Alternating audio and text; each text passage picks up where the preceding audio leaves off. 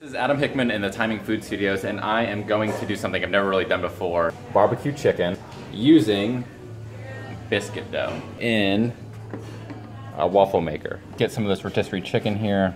I'm gonna shred it right into my top here. Barbecue sauce. All right, I'm gonna toss that together. Let's make these barbecue pockets now.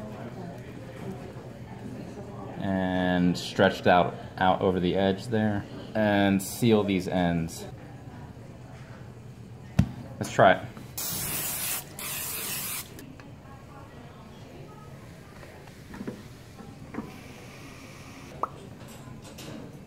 Yeah, it looks pretty good.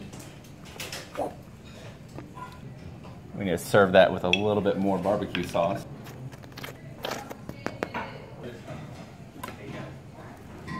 This is our barbecue.